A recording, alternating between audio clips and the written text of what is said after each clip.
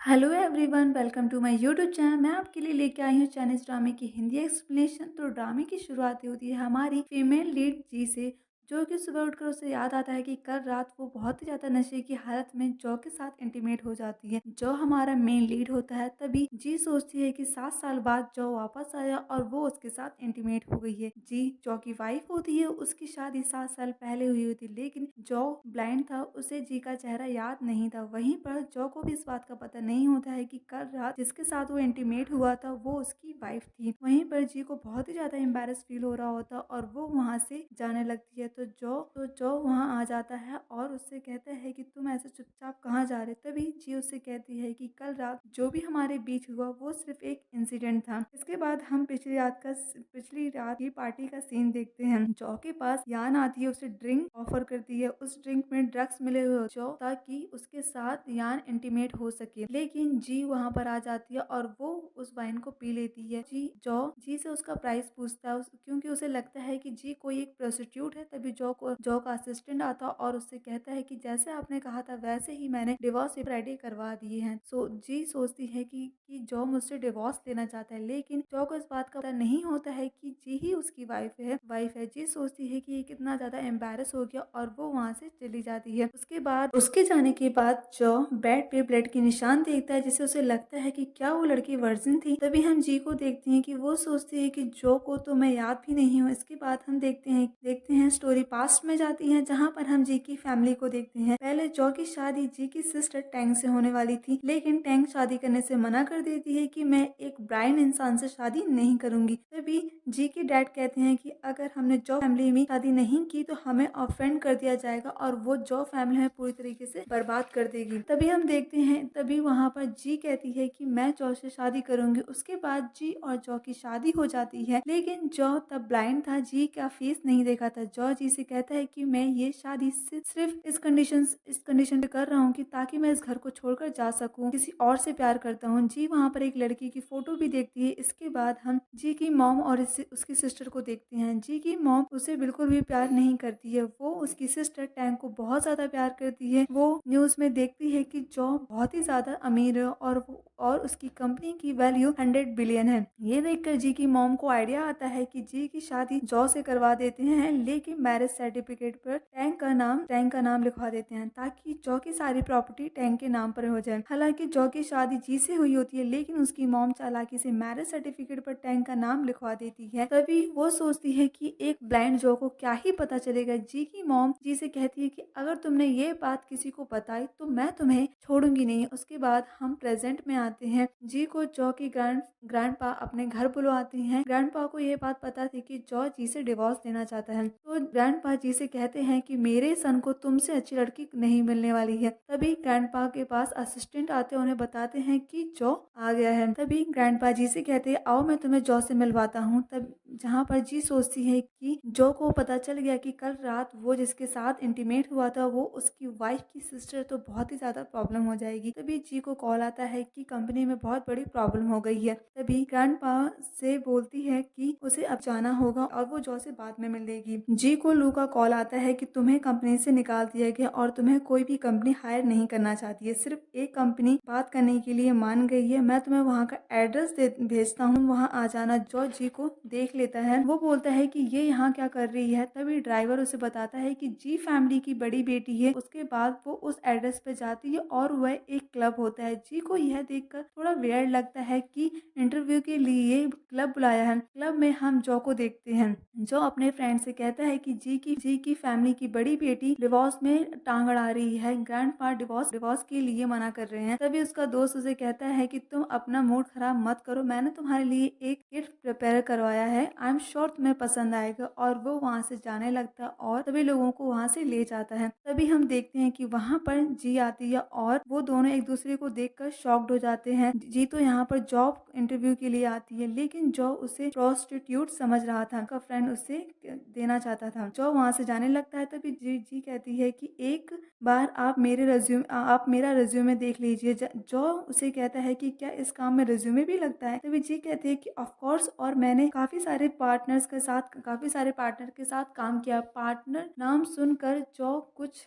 और ही समझ लेता है। तभी जी कहती है कि इस इंडस्ट्री में काफ़ी सालों से मैं काम कर रही हूँ, मुझे बहुत ही ज़्यादा एक्सपीरियंस है। जॉ उसे सेमलेस बोल के जाने लगता है और सोचता है कि उस रात ब्लड के निशान कैसे कैसे आए अगर ये वर्जिन थी। जॉ उससे बोलता है तुम्हारा लू के साथ क्या रिलेशन है। जी बोलती है कि लू मेरा क्लाइंट है और उसके साथ काम करना बहुत अच्छा लगता है, मुझे उसके साथ प्लेजेंट फील होता है। जॉ कहता है वो मैरिड है और वो तभी हम जी की फैमिली को देखते हैं कि जी की एक ओल्ड मैन के साथ शादी करवाने के लिए ले जाया जा रहा होता है। जी कहती है कि वह शादी नहीं करेगी। जी की मॉम कहती है कि तुम्हारे फादर की कंपनी शॉर्ट फंड से गुजर रही है, अगर तुमने ये शादी कर लोगी तो हमें उनसे फंड मिल जाएगा। जी की मॉम को इस बात का पता चल जाता है कि जॉ उससे डिवोर्स लेना चाहता है, तो गुस्से में उसे वो बहुत मारती है। जी की फादर उसे कहते हैं कि अगर जॉ को तुम्हारे बारे में पता चल गया तो मैं तुम्हें इस घर से बाहर निकाल दूंगा। जी वहाँ से दुखी होकर चली जाती है और वो बारिश में बाहर बैठी भीग रही होती। तभी वहाँ पर जॉ आता है और जी को भीगने से बचाता। तभी जी उसे हक कर लेती है। जॉ जी से पूछता है तुम्हारे चेहरे पर ये चोट कैसी लगी है। जी कहती है कुछ नहीं है, चोट छोटा सा एक्सीडेंट हो गया था। जॉ अभी भी जी को प्रोस्टिट्यूट समझ रहा था। जॉ उससे कहता है कि मैं तुम्हें जॉब पे रख लूंगा और तुम्हें एक साथ सैलरी भी दूंगा और कल मेरे ऑफिस भी आ जाना। और वो ये सब इसलिए कर रहा होता है कि वो चाहता है कि उसके और जी के अफेयर की बातें उसकी फैमिली तक पहुंच जाए और वो उससे डिवोर्स ले सके। अगले दिन जी जॉ के ऑफिस जाती है और वो उसे कहती है कि मैं आज काम शुरू करना चाहती हूँ। जॉ कहता है अभी तुम ये सब ऑफिस में नहीं कर सकती हो। जॉ जी को कुछ और ही समझ रहा होता है। तभी जॉ जी से कहता है कि तुम श्योर हो कि तुम्हें ऑफिस में ये सब करना है। जी कहती है कि ऑफ कोर्स मैं बहुत दिनों से इसके लिए प्रिपेयर कर रही थी। जी दरवाजा बंद कर देती है और लाइट ऑफ कर देती है। जॉ भी अपने कपड़े निकालने लगता है। जी प्रेजेंटेशन शुरू करती है। तभी जॉ को समझ आता है कि वो कोई प्रोस्टिट्यूट नहीं है, वो जॉब के लिए यहाँ आई है। जॉ काफी ज्यादा एम्बेरस फील करता है और जी को वहाँ से जाने के लिए बोलता है। जाते वक्त जी को समझाता है कि वो उसे कुछ और ही समझ रहा था और वो वापस आती है और जॉ को सारी बात क्लियर करती है और उसे बताती है कि वो मैरिड है। जॉ जी से कहते हैं कि तुम मैरिड हो तो तुम्हें मैरिज प्रॉब्लम्स हैंडल करना अच्छे से आता होगा और वो उसे डिवोर्स पेपर देता और कहता है कि जी की फैमिली से डिवोर्स पेपर पर साइन लेना है तो तुम इस जॉब को छोड़ देना। तभी भी जी सोचती क्या ही हिपोक्रेसी है, मेरे डिवोर्स पेपर पर साइन करवाना चाहता है। जी के जाने के बाद जॉ असिस्टेंट को कॉल करता है और जी के हस्बैंड के बारे में पता करने को कहता है। इसके बाद जॉ अपने फ्रेंड से जी के बारे में पूछता है कि क्या वह मैरिड है। तभी लू उसे बताता है मैं 6 साल जानता हूँ लेकिन कभी उसे किसी भी आदमी के साथ नहीं देखा है। जो सोचता है इसका मतलब ये मुझसे झूठ बोल रही है कि वो मैरिड है। लू जो से कहता है कि अगर तुम जी में इंटरेस्टेड हो तो मैं तुम्हारी हेल्प कर सकता हूँ। इसके बाद वो दोनों प्लान बनाते हैं और जी को बुलाते हैं और जो ड्रिंक होने का नाटक करता है। तभी जी जॉ को अपने घर ले जाती है और उसे सोफे पर लिटा देती है और उसके लिए ब्लैंकेट लेके आती है और जो को सोते समय प्यार से देख रही होती है। तभी जो उसे पकड़ कर किस करने लगता है। जी उसे धक्का देती है जिससे उसके सर में चोट आ जाती है। अगले दिन जो को उसका असिस्टेंट आकर उसकी बताता है कि नेक्स्ट वीक ग्रैंडपा के बर्थडे पर वो भी जी की फैमिली को इनवाइट किया गया है। जो जी ग्रैंडपा के बर्थडे पर इनवाइट करता है। जी सोचती है कि अगर मैं पार्टी में गई तो जो को पता चल जाएगा कि मैं भी जी फैमिली की मेंबर हूँ। तभी जो जी कहती है कि वो वहाँ नहीं आ सकती है, उसे अपने हस्बैंड के साथ जाना है। तभी जी के पास ग्रैंडपा का कॉल आता है और उसे पार्टी में इनवाइट करते हैं। सोचती है कि मैं पार्टी में जल्दी चली जाऊंगी और जल्दी वापस आ जाऊंगी ताकि जो उसे देख नहीं पाएगा। इसके बाद हम पार्टी का सीन देखते हैं। जी वहाँ पर अंकल चैंग नाम के एक आदमी से मिलती है। वो जी को देखकर सोचते हैं कि ये मेरी वाइफ की तरह क्यों दिखती है। जी की स्टेप मॉम उन्हें बात करते हुए देखती है। हमें पता चलता है कि अंकल चैंग ही जी के असली फादर हैं। जी की मॉम वहाँ आकर उन्हें बात करने से रोकती है और जी को धक्का मार देती है और उसे उल्टा सीधा बोलना शुरू कर देती है। तभी वहाँ ग्रैंडपा आ जाते हैं, उन सभी लोगों को डांटते हैं और कहते हैं कि कौन जी को बुली कर रहा है। जी सोचती है कि आज ग्रैंडपा का बर्थडे है, मैं उन्हें अपसेट नहीं कर सकती हूँ और सोचती है कि जो भी वहाँ आने वाला होगा तो उसे वहाँ से जाना चाहिए। जब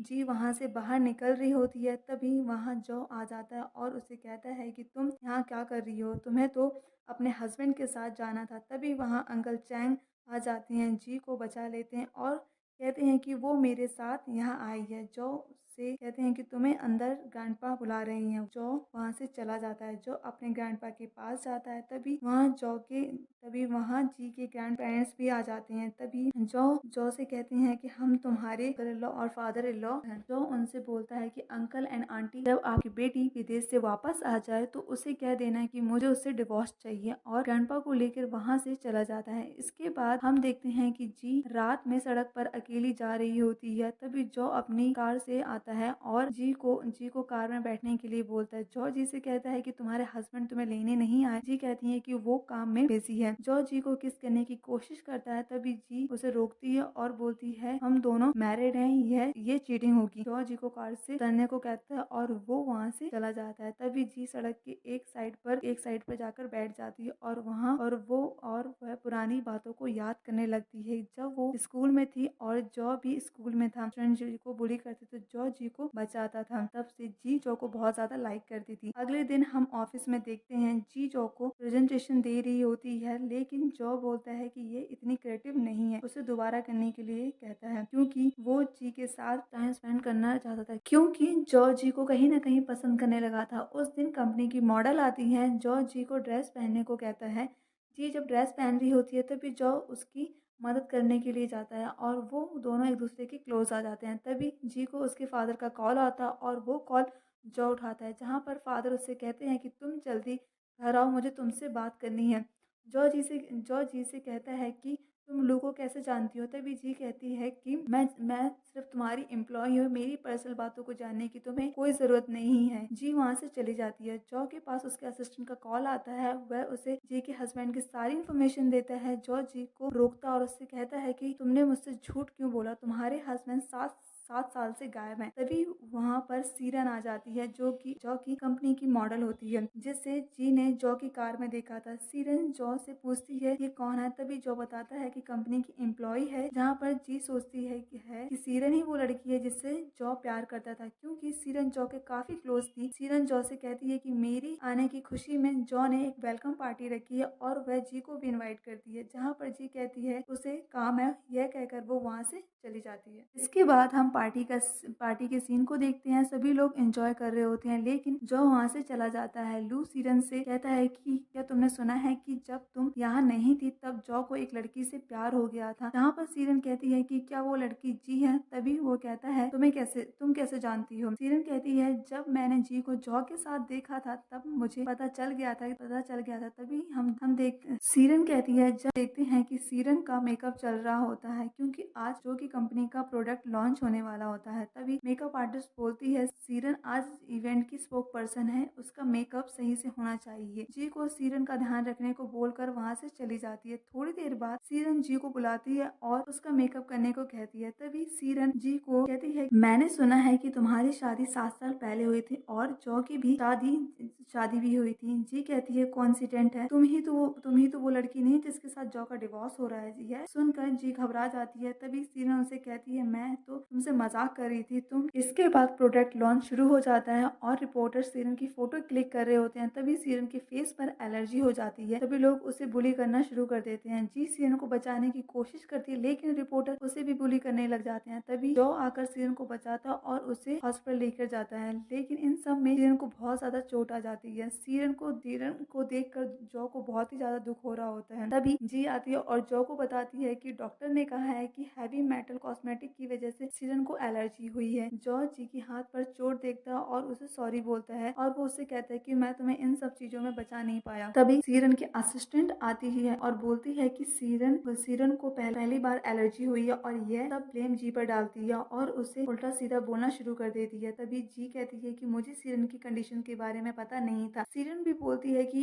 इसमें जी की कोई भी गलती नहीं है, मैंने ही उसे मेकअप करने को कहा था। सीरन कहती है जो भी कंपनी का मेरी वजह से नुकसान हुआ है मैं उसकी पेनल्टी भरने के लिए तैयार तैयार हूँ। सीरन की असिस्टेंट बोलती है जिस वजह से यह प्रॉब्लम हुई है वो जी है, उसे पेनल्टी पे करनी चाहिए। तभी जी को गुस्सा आ जाता है और वो 3 मिलियन पे करके वहाँ से चली जाती है। जो भी उसके पीछे चला जाता है। यह देखकर सीरन को बहुत ही ज्यादा गुस्सा आता है और जी और सीरन जब हॉस्पिटल से बाहर निकल रहे होते हैं तभी सीरन की फोटो कॉर्न स्टार के साथ वायरल हो रही होती है। आप इसके बाद हम देखते हैं कि रिपोर्टर सीरन से बहुत सारे क्वेश्चन करते हैं, कहते हैं आप उनके कमरे में क्या कर रहे थे कॉर्न स्टार के साथ। इसके बाद हम देखते हैं कि सीरन जी को बताती है कि वो प्रेग्नेंट है। तभी जी सोचती है कि यह जरूर जॉ का बच्चा होगा। सीरन बोलती है कि अगर ये बात मैंने जॉ को बता दी तो क्रिटिसिज्म से बचने के लिए मुझे शादी करनी होगी। जॉ के पास उसके असिस्टेंट का कॉल आता है और उसे बताता है कि 3 ब्रांड ने उनकी कंपनी के साथ कॉन्ट्रैक्ट खत्म कर दिया है, जिससे जॉ को 100 बिलियन का लॉस हुआ है। यह सब इसलिए हुआ है क्योंकि सीरन की फोटो कॉर्न स्टार के साथ वायरल हो रही होती है। तभी जी कहती है कि वो सीरन नहीं है, मैंने उसकी ड्रेस पहनकर। इसके बाद जॉ और जी बाहर जाते हैं तो बहुत सारे लोग उसे बुली करने लग जाते हैं। वो कहते हैं कि तुम सीरन का नाम बदनाम करने की कोशिश कर रही हो और पहले तुमने कॉस्मेटिक से एलर्जी करवाई, फिर उसे बदनाम करने के लिए उसकी फोटो सोशल मीडिया पर वायरल कर दी। जी सभी लोगों से माफी मांगती है लेकिन वो लोग उसे बुली करते हैं। इसके बाद जो वहाँ आ जाता है और जी को उन लोगों से बचाता है। जी बेहोश हो जाती है तो उसे गोद में उठाकर लेके जाता है। इसके बाद हम उसी कॉर्न स्टार को देखते हैं जो बताता है कि उस रात सीरन ही उसके साथ थी। जो फिर उसे वहां से भगा देता है और अपने असिस्टेंट से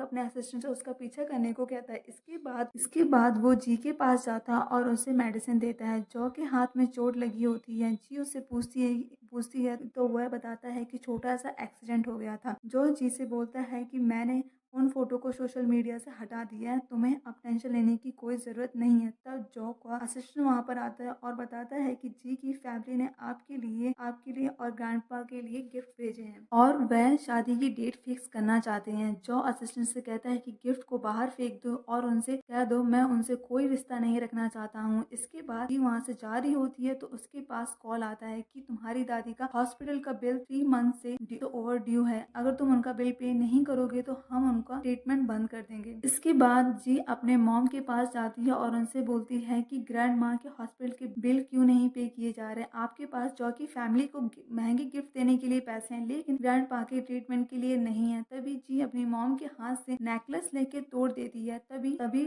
वो जॉ को थप्पड़ मार देती है। तभी वहाँ पर जी के फादर आते हैं। जी अपने फादर से कहती है कि आपके पास ग्रैंड पा की लाइफ ज्यादा इम्पोर्टेंट है या आपकी बेटी के लिए दहेज के पैसे। तभी जी के फादर कहते हैं तुम्हारी सिस्टर के दहेज के लिए पैसे। यह सुनकर जी शॉक्ड हो जाती है। इसके बाद जी अपने दादी के पास जाती है। दादी उससे कहती है कि तुम्हें मेरी वजह से बहुत ज्यादा परेशान होना पड़ रहा है। दादी बोलती है कि मैं तुम्हें एक सीक्रेट बताती हूँ। तभी 2 नर्स आ जाती है और दादी का ट्रीटमेंट रोकने लगती है और बोलती है कि तुमने 3 महीने से बिल पेमेंट नहीं किया इसलिए हम ट्रीटमेंट रोक रहे हैं। जी कहती है मैं कुछ दिन में बिल चुका दूंगी लेकिन वो लोग नहीं सुनते हैं। तभी दादी की तबीयत खराब होने लगती है। जी बोलती है मैं तुम्हें अभी पैसे दे देती हूँ। लोगों को कॉल करती है लेकिन वो पार्टी में होता है, वो कॉल नहीं उठाता है। तभी जी बहुत सारे लोगों को कॉल करती है लेकिन कोई कॉल नहीं उठाता है। जी बहुत ज्यादा रो रही होती है। तब अंकल चैंग आते हैं और हॉस्पिटल का बिल चुका देते हैं और दादी का ट्रीटमेंट शुरू हो जाता है। जी अंकल को थैंक यू बोलती है और कहती है कि मैं आपके बिल जल्दी ही पे कर दूंगी। तभी अंकल चैंग कहते हैं कि कोई जल्दी नहीं है और उसे डिनर पे इनवाइट करते हैं। डिनर पर अंकल चैंग जी से कहते हैं कि मेरी भी एक छोटी बेटी थी तुम्हारी तरह जो कि बचपन में चली गई है। तभी जी कहती है कि मैं भी आपकी बेटी ही जैसी हूँ। तभी जॉ और सीरन भी वहाँ होते हैं। जॉ जी और अंकल चैंग को डिनर पर देखते हैं। जॉ उनके पास जाने ही वाला होता है तो सीरन उसे रोक लेती है और जॉ से बोलती है कि मुझे लगता है कि जी और अंकल चैंग के बीच कोई रिलेशन है। अंकल चैंग की वाइफ की डेथ बहुत पहले ही हो चुकी है। तभी जॉ को दिखाती है कि अंकल चैंग ने जी को 1 मिलियन दिए। यह सुनकर जॉ को बहुत ज्यादा गुस्सा आता है और वो वहाँ से चला जाता है। फिर सीरन जी के पास जाती है और उसे थैंक यू बोलती है उसकी जिम्मेदारी अपने सिर पर लेने के लिए। सीरन उसे बताती है कि तुम्हारी दादी हॉस्पिटल में एडमिट है, अगर किसी चीज की जरूरत है तो मुझे बता सकती हो। तभी जी बोलती है कि नहीं मैंने पहले ही पैसे उधार ले लिए हैं। सीरन बोलती है कि तुमने पहले ही जॉ से 3 मिलियन लिए थे, मैं बहुत ही ज्यादा कर्ज में पड़ गई हूँ। सीरन जी से कहती है कि आज एक इन्वेस्टर मीटिंग होने वाली है, अगर तुम उनसे नेगोशिएट करोगी तो मैं तुम्हें 5 बिलियन दूंगी। जी भी मान जाती है क्योंकि उसे पैसे की ज़रूरत होती है। सीरन उसे अपने साथ एक क्लब में ले जाती है। जी जब वहाँ लू को देखती है तो वहाँ से निकल जाती है। सीरन उसे पैसे का लालच देकर रोकती है। इसके बाद सभी लोग ड्रिंक करते हैं तो जी को भी ड्रिंक करना पड़ता है। तभी जॉ भी अपने फ्रेंड के साथ क्लब में आता है और वो देखता है कि जी बहुत ही ज्यादा ड्रंक। तभी देखता है कि लू सभी की ड्रिंक में ड्रग मिला रहा है। जो वहाँ आकर लू को बहुत सारी बातें सुनाता और जी को लेकर वहाँ से चला जाता है। यह देखकर सीरन को बहुत ही ज्यादा गुस्सा आता है। जी बहुत ज्यादा ड्रंक थी। वो जॉ से लड़ने लगती है और उसे थप्पड़ मार देती है। गुस्से में जॉ भी वहाँ से चला जाता है, लेकिन थोड़ी देर बाद वो वापस आता और जॉ जी को कार में बैठाता है और वो दोनों रोमांस करने लगते हैं। अगले दिन जब जी की नींद खुलती है तो वह जॉ को अपने बेड पर देखती है और जॉ उसके बगल में लेटा होता है और कल रात की बात याद करके वो बहुत ही ज्यादा एम्बैरस होती है और जॉ से बोलती है कि वह सब एक इंसिडेंट था और वो वहाँ से चली जाती है। इसके बाद जी के पास सीरन आती है और उसे बोलती है कि क्या कल रात तुम जॉ के साथ थी, और उसे बहुत गुस्सा आ रहा होता है और वो अपनी असिस्टेंट के साथ मिलकर उसे किडनैप कर लेती है। जॉ का असिस्टेंट उसे आकर बताता है कि उसे जी कहीं नहीं मिल रही है। तभी जॉ बोलता है कि ये कोइंसिडेंस कैसे हो सकता है कि एकदम से सीरन चाइना से वापस आ जाती है और फिर एलर्जी वाली प्रॉब्लम होती है। कल रात को वो जी को भी अपने साथ पार्टी में लेके गई थी। जरूर कोई ना कोई गड़बड़ है। इसके बाद हम देखते हैं कि जब सीरन जी को किडनैप करके ले जा रही होती है तब जॉ के असिस्टेंट ने उन्हें देख लिया होता है। इसके बाद हम जॉ को अंकल चैंग के साथ देखते हैं। वो उन्हें बताता है कि मैं जी को बहुत ज्यादा पसंद करता हूँ और आप बहुत ज्यादा ओल्ड हैं, आपको जी से दूर रहना चाहिए। आपने जितने भी पैसे जी को दिए मैं आपको वापस कर दूंगा, उसे हरास मत। अंकल चैंग कहती है कि हरासमेंट, जी तो मेरी बेटी जैसी है। अंकल चैंग कहते हैं जी की दादी की तबीयत खराब थी और उसके पास पैसे नहीं थे, तब मैंने उसे पैसे उधार दिए थे। बाकी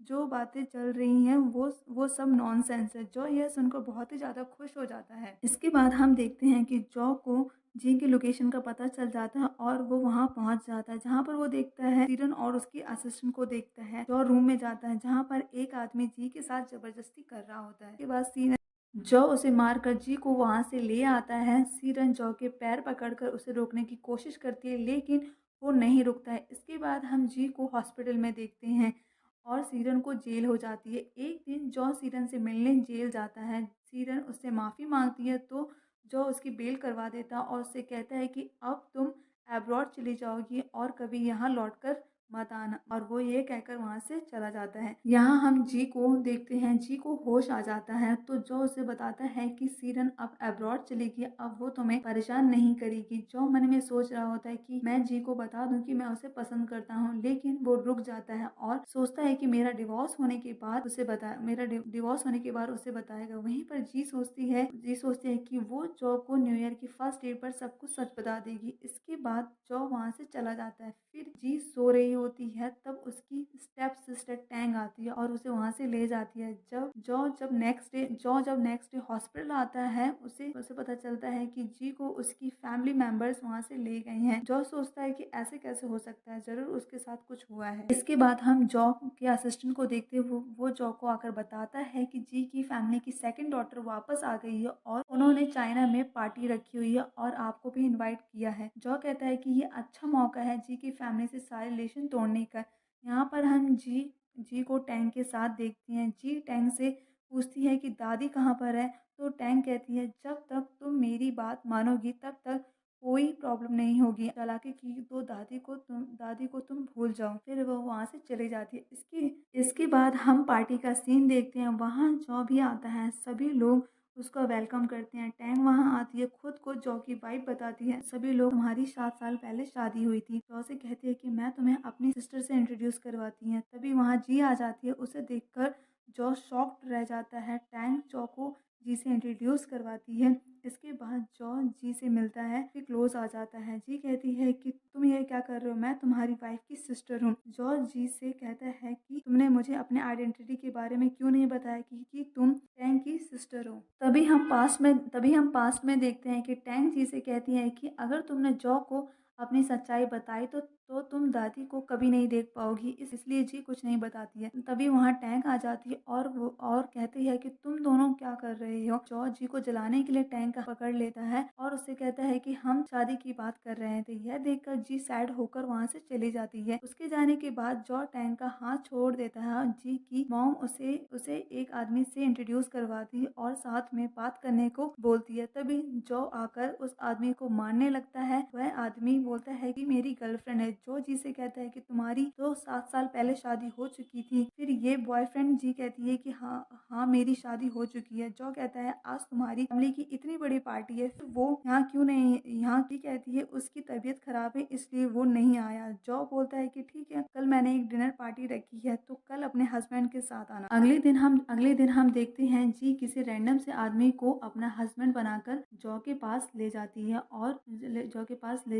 और जॉ से बोलती है ये मेरा हस्बैंड यूजी है। यूजी तभी जॉ से बोलता है कि तुम किस कंपनी में काम करते हो, जहाँ पर यूजी कहता है कि मैं फंड कंपनी में काम करता हूँ। तभी जॉ बोलता है मेरा भी दोस्त उसी कंपनी में काम करता है। तभी यूजी कहता है कि मैंने पिछले ही महीने कंपनी में रिजाइन दे दिया है। जी बात को चेंज कर देती है और सभी को डिनर करने के लिए कहती है। यूजी जॉ की बातों से बहुत ज्यादा डर जाता है और जी से कहता है कि मैं अब यह नाटक नहीं कर सकता। जॉ बहुत ज्यादा स्मार्ट है। जॉ भी उनकी सारी बातें सुन लेता और वो वहाँ आ जाता है। उसे देखकर यूजी वहाँ से चला जाता है। जी जॉ से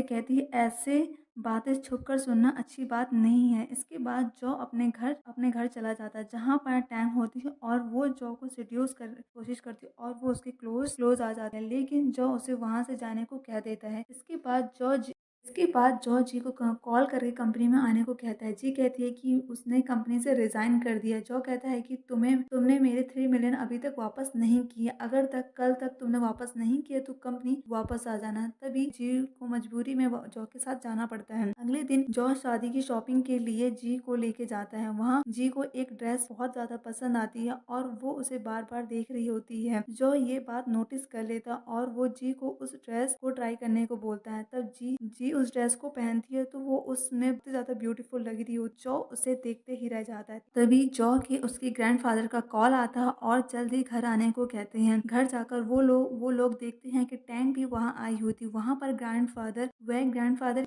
सैंडलवुड की वॉच लेकर आई थी जिससे उन्हें एलर्जी थी और वह गुस्से में उसे फेंक देते हैं। टैंक झूठ बोलती है कि जी ने उससे ये गिफ्ट करने को कहा था। जॉ टैंक से कहता है कि तुम्हें यहाँ आने की परमिशन किसने दी। ग्रैंडफादर गुस्से में कहते हैं कि गलत गिफ्ट देना कोई बुरी बात नहीं है, लेकिन इसका ब्लेम अपनी बहन पर डालना बिल्कुल भी सही नहीं। ऐसी लड़की मेरी बहू नहीं बन सकती और गुस्से में वहाँ से चले जाते हैं। जी फिर वहाँ से चली जाती है और पूरे रास्ते ग्रैंडफादर की बातें सोच रही होती है। तभी उसे रास्ते में जॉ मिलता है और वो अपने घर लेकर जाता है और उसे बताता है कि तुम्हारी बहन के ऊपर 30 मिलियन का लोन है। जी को समझ आ जाता है कि वो जॉ से शादी करना क्यों चाहती है। फिर जी जॉ को दादी वाला नेकलेस देती है और कहती है कि क्या तुम पता लगा सकती हो कि यह किसका है। जॉ कहता है ठीक है। इसके बाद जी अपने घर चली जाती है और उसे पता चलता है कि जिस पेपर में उसने जॉ से सिग्नेचर करवाए हैं वह पेपर उसकी प्रॉपर्टी के थे। तो टैंक कहती है कि अब सारी जॉ की प्रॉपर्टी मेरी है। जी कहती है तुम बेवकूफ हो, एक बार वह सिग्नेचर तो देख लो। टैंक देखती है वह सिग्नेचर नकली होते हैं और तुम्हारे ऊपर 30 मिलियन का लोन भी है। टैंक बोलती है कि तुम्हें ये कैसे पता चल गया। जी बोलती है कि मॉम आपकी बेटी की वजह से पूरी जी फैमिली जल्द ही बैंकरप्ट होने वाली है।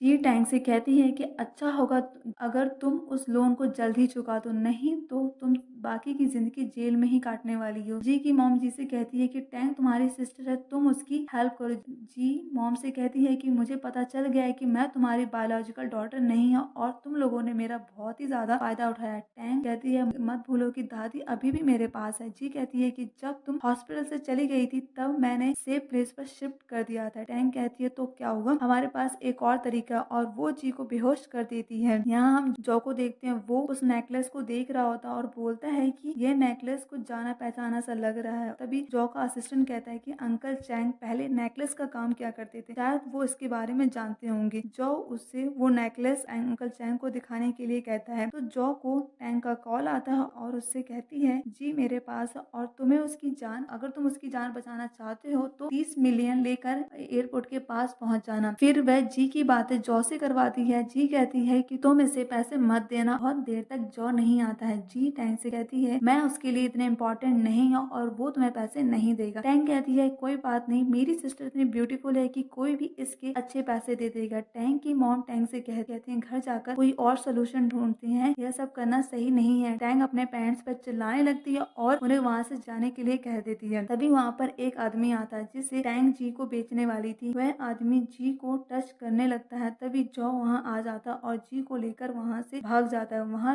वह लोग उसका पीछा कर रहे थे तो जॉ जी को छुपा देता और लेकिन वो लोग जॉ को बहुत ज्यादा मार और वो वहाँ पर बेहोश हो जाता है। यहाँ अंकल चैंग को पता चल जाता है कि जी उनकी बेटी है। वो भी उस जगह पहुँच जाते हैं लेकिन वहाँ टैंग होती है और वो अंकल चैंग से झूठ बोलती है कि यह नेकलेस उसका है। इसके बाद हम जॉ को हॉस्पिटल में देखते हैं। डॉक्टर आकर बताता है कि जॉ की कंडीशन बहुत ही ज्यादा सीरियस है, उसकी सर्जरी करनी होगी। डॉक्टर सर्जरी के लिए किसी फैमिली मेंबर्स के सिग्नेचर कर तो जी साइन करने लगती है। तभी डॉक्टर कहता है तुम उसकी फ्रेंड हो, फैमिली मेंबर्स नहीं। तभी जी कहती है मैं साइन करती हूँ क्योंकि मैं उसकी वाइफ हूँ। यह सुनकर सभी लोग हैरान हो जाते हैं। तभी जी वहाँ पर बेहोश हो जाती है। जब उसे होश आता है तो डॉक्टर उसे कहता है कि हम जॉ को नहीं बचा पाए। तभी जी जॉ की बॉडी के पास जाकर बहुत ज्यादा रोने लगती है कि मैं तुम्हें एक बात बोलना चाहती हूँ कि मैं ही तुम्हारी वाइफ हूँ, हमारी ही शादी 7 साल पहले हुई थी। तभी जॉ उठ जाता है। तभी पता चलता है कि वो नाटक कर रहा था। वो दोनों हक कर लेते। वहाँ पर अंकल चैंग टैंग के साथ आते हैं और बताते हैं कि टैंग मेरी बेटी है और यह नेकलेस उसी का है। वह नेकलेस देखकर जी कहती है कि यह मेरा है। जॉ भी कहता है कि यह जी का नेकलेस। टैंग कहती है यह मेरा नेकलेस है, जी ने मुझसे चुरा लिया था। अगर आपको यकीन नहीं होता है तो आप मेरे पेरेंट्स से पूछ सकते हैं। तभी टैंग के पेरेंट्स आते हैं और अंकल चैंग से झूठ बोलते हैं कि टैंग उनकी बायोलॉजिकल डॉटर है।